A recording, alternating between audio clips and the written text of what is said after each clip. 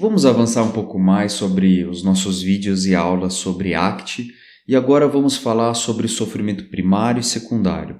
É uma diferenciação super importante e super funcional para a gente ajudar os pacientes a entenderem as diferenças entre o que é um tipo de ansiedade que faz parte da existência e uma ansiedade às vezes que é adicional. Vamos discorrer um pouco mais sobre isso nesse vídeo. Bom, gente, quando a gente fala sobre o sofrimento dentro da ACT, uma distinção muito importante é a diferença entre o que a gente disse do sofrimento que é o primário e o sofrimento que é secundário.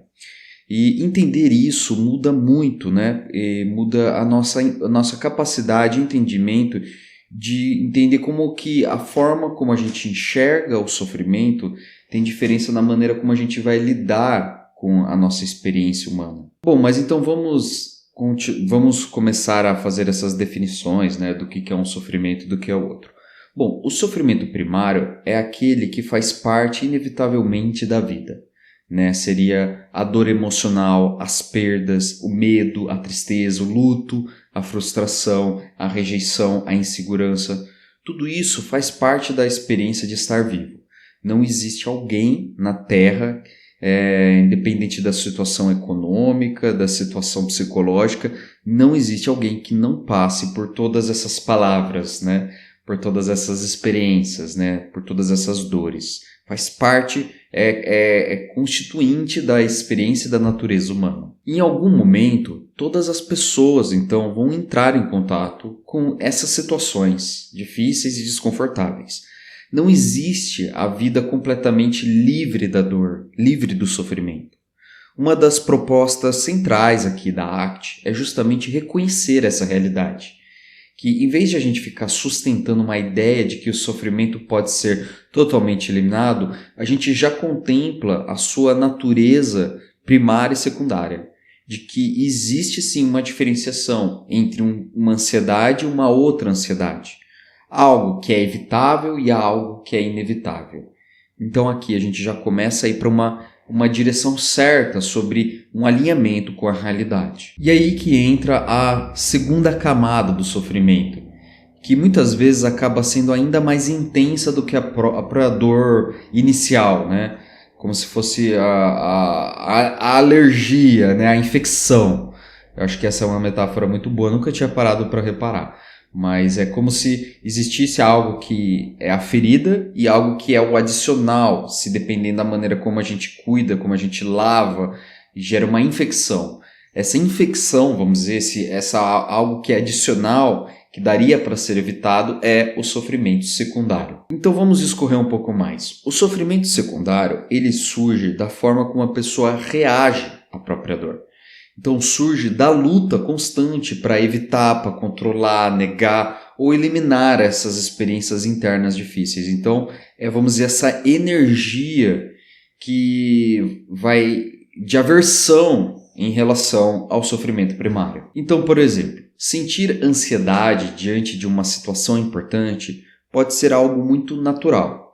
Mas quando uma pessoa começa a lutar contra essa ansiedade, começa a sentir vergonha dela ou organizar toda a vida para nunca mais entrar em contato com essa sensação, o sofrimento da vergonha, acaba se ampliando. Então, esse é o grande problema, da maneira como a gente reage ao que a gente está sentindo e se a gente está reagindo de uma maneira que adiciona sofrimento. E agora vamos falar então do que seria, por exemplo, esse ciclo, de evitação. Então, basicamente, a dor inicial talvez fosse suportável, mas a tentativa incessante de não sentir essa dor cria cada vez mais essa camada adicional, secundária desse sofrimento primário. E muitas vezes essa camada vai restringindo cada vez mais a vida da pessoa. E isso aparece clinicamente de muitas maneiras. Por exemplo, pessoas que vivem relações por medo da rejeição, medo do não, pessoas acabam se isolando, para não entrar em contato com esse medo da rejeição, com essa insegurança.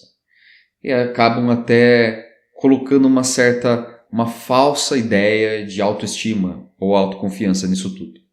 Então, pessoas que passam o dia inteiro tentando controlar pensamentos, emoções e sensações acabam também, de uma forma ou de outra, lidando de uma maneira aversiva ao que está sentindo, porque elas precisam controlar, elas não estão aceitando o que elas estão vivenciando. E isso agrava cada vez mais o sofrimento primário, convertendo ele em sofrimento secundário. E assim, quanto mais a vida gira em torno da tentativa de evitar o sofrimento, menor ela vai ficando. Assim, o repertório comportamental vai se reduzindo. E a flexibilidade psicológica, essa capacidade que a gente fala tanto na ACT, diminui também de maneira contínua e simultânea. A pessoa nessa direção, quando ela acaba entrando nesse ciclo, começa a viver de uma forma cada vez mais defensiva.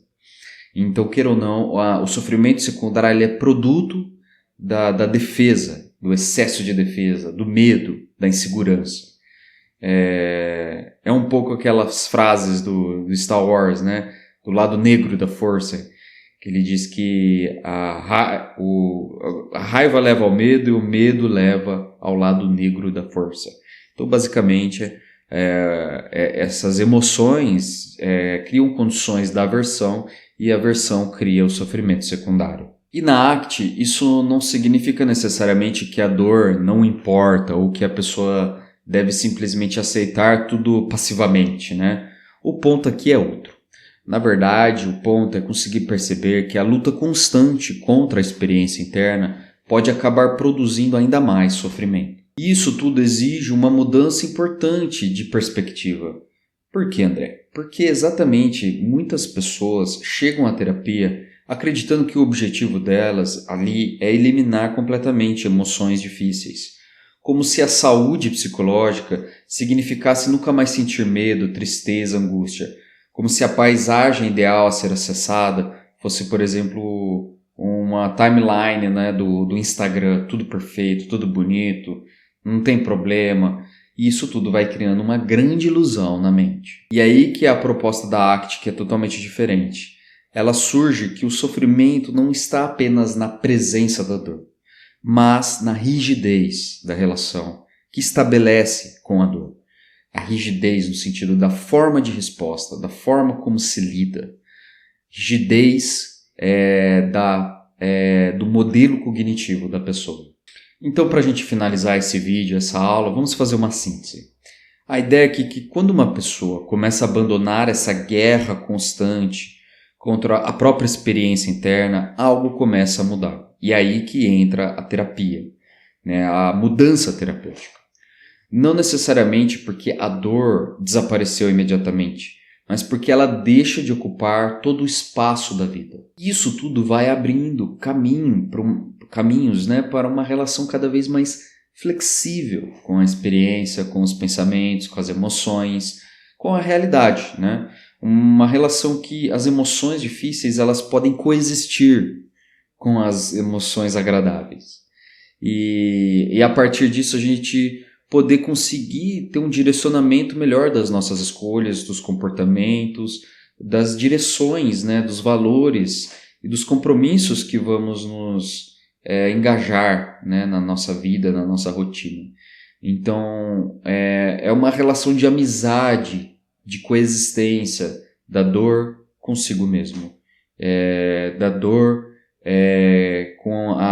com o prazer, né? É um fim de uma ideia de como que a vida tem que ser e uma aceitação de como ela é. E aí que na prática clínica isso fica muito evidente, porque existe essa distinção entre o sofrimento primário e secundário, que ajuda muito, né, os psicoterapeutas a compreender o que realmente está mantendo o problema.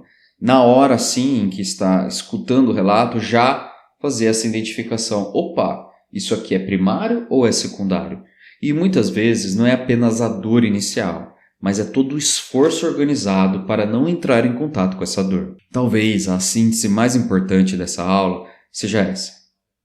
Sentir dor faz parte da experiência humana, mas transformar a vida toda em uma tentativa de escapar dessa dor pode acabar só produzindo uma vida pior, uma vida cada vez mais complicada, densa, né?